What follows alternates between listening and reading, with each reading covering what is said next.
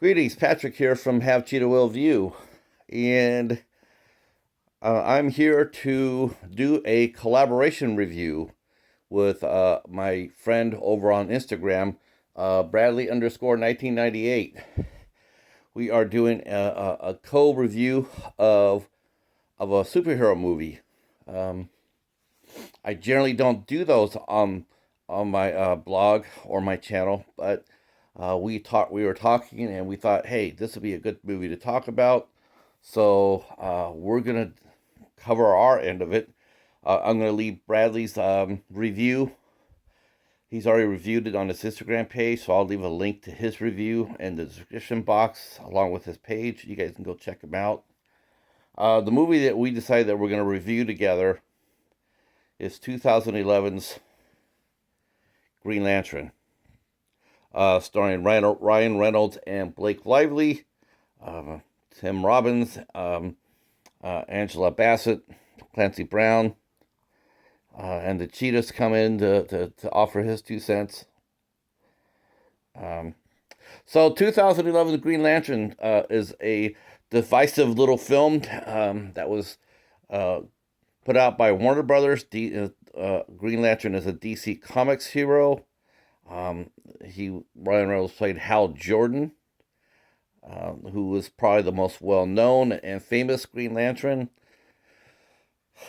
Uh, so this movie was written by actually it was originally supposed to be written and directed by Greg Berlanti, but he was replaced in the director's chair by Martin Campbell, who directed a pair of James Bond movies, GoldenEye, with Pierce Brosnan and Sean Bean, and Casino Royale, which I believe was Daniel Craig's first entry into the James Bond game. Uh, Green Lantern is an origin story. So, origin stories, as far as superheroes movies go, are always the hardest. It's very hard to do a knockout origin story. Wherever you Spider Man, you get a Venom. Um, it's very hard to do. Um, it's because you have to write for an audience that doesn't know the character. If it was written strictly for us comic book fans, it'd probably be a lot easier, but that's not how it works. Studios are trying to get an audience in to come watch the film. They know that the comic book people are not going to be enough. They need to attract the mainstream people, which is why they cast the way they do and change the stories up the way they do. It's a little frustrating. I won't lie to you about that, as a comic book fan. So in this story, Ryan Reynolds plays Hal Jordan. He's a test pilot. He's following after his father's footsteps.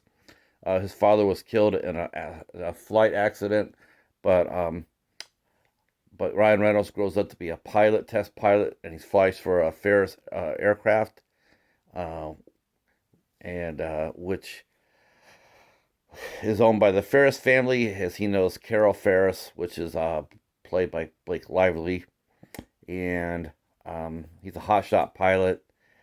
And after a test flight that goes a little awry, um, Ryan Reynolds, Hal Jordan, is found by the Green Lantern power, and he is summoned to Abu Sur, who is dying, and he is given the ring, um, because the ring chose him because of his pure heart and the fact that he knows no fear.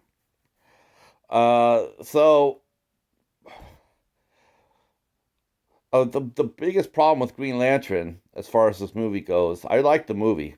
I like this movie quite a bit. Actually, this is the first time I've seen it in quite a while, but I actually like this movie a lot. And really, believe it or not, one of the best performances was by Ryan Reynolds. He was very well directed by Barton Campbell. Um, Basically, Campbell kept his thumb on him and got a good performance out of him. He's restrained. He's believable. He's not over the top. It's a good performance by Ryan Reynolds. It's one that's actually, to be honest with you, he's actually be proud of. I've seen a lot worse. If you want to, like look for Blade Trinity or both Deadpool movies.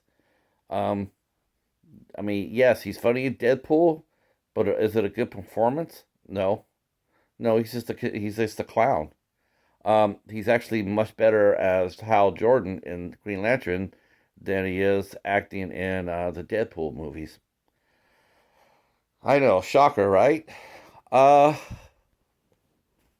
I thought the problem with the origin movie though was the pacing was all wrong.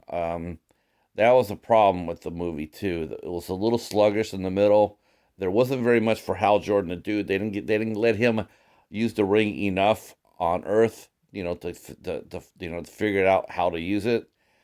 He also They also had a little training period up in Oa, which is the home of the Guardians of the Galaxy, um, who oversee the Green Lantern Corps.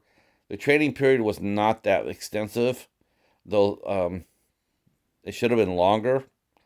I will say that I did like the supporting cast very much in this movie. I thought everybody did a nice job. Um, I forgot they had established Angela Bassett as Amanda Waller, who obviously is a huge character in the DC comics. If you watch Suicide Squad, or if you watch Justice League Unlimited, it's a very influential character, important character.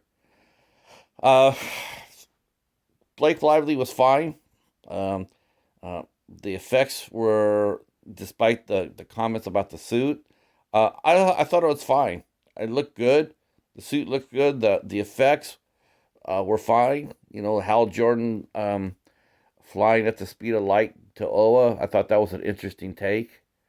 Um, I think the biggest crime that Green Lantern did, why it failed, was they were too ambitious. It's the same thing that the Fantastic Four did with the Rise of the Silver Surfer, and that is they attempted to bring a major villain in Galacticus way before they should have. Marvel learned from that with the MCU as they introduced Thanos, but look how long it took before Thanos actually made an appearance. Um, as far as a major character, he made cameos, but he didn't really come on board until Avengers Infinity Wars. Parallax is a big character, and in a weird twist, Parallax is actually created by Hal Jordan himself in the comic books. Uh, he became Parallax after he was infected with a parasite. Um, and he killed millions of people actually before he was able to be redeemed. Um, so having Parallax as his main villain in the first movie, probably not the wisest choice. And there's no way that any just a casual viewer was going to understand the concept of Parallax either. So that was the biggest problem that Green Lantern had, more than anything else, was the fact that it was too ambitious. They should have stuck with a smaller, a more manageable villain for Hal Jordan to cut his teeth on.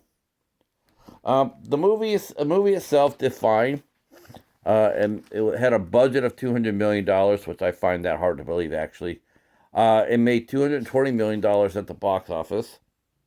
Um, I don't necessarily think I don't necessarily think Martin Campbell understood the character too well as far as the direction goes. I think he should have had a little bit more action. He should have quickened up the pace a little bit. Um, Two comic book writers were hired to write the script afterwards, and the script was replaced by a script doctor who rewrote it. And I don't believe he knew the character very well either, which I think also played into as far as the pacing goes. Um, so there was that. Uh, but like I said, the pros were definitely strong performances by the cast. Really, like I said, I really enjoyed Mark Strong as Sinestro, Michael Clark Duncan as Kilowog, Jeffrey Rush was in it as uh, Tamaray. I probably mispronounced that. And Clancy Brown played the voice of Parallax, which was a good choice, but like I said, just overambitious. Uh, don't understand the hate for the movie. I think Green Lantern is a decent movie. I've seen worse superhero movies than this. As far as origin stories go, it's not bad. Um, it's better than Captain Marvel, better than Guardians of the Galaxy. Um, Actually, probably it's better than the Fantastic Four reboot, the one that Josh Trank did. Uh, Better than Venom. Uh, as far as that goes, as far as the origin stories go, it's not bad. Um, I would say I would definitely recommend this if you're a superhero fan and you want to add this to your DC collection. I definitely would. Um, uh, I don't really, like I said, I don't understand the hate for the movie. It's not a bad movie. It's interesting, and it has a good performance by Ryan Reynolds. All right, well that's all. That's it. That's all we got for today. The cheetahs there flopped down. Um, well, thanks for watching this review, and if you like what you saw, please consider hitting the subscribe button. Hit the bell, let you know when I'm doing a new review, a new video, and drop a comment down below. I appreciate that very much. This Sunday, um, I will be on the midnight hour at 10 o'clock, and as we welcome Daniel R. Hill from the new movie Silo coming in. And we're going to talk about his career and his journey, and we're gonna have a good time. And we welcome you to come on in and watch and comment. All right, that's it for me. And until then, peace.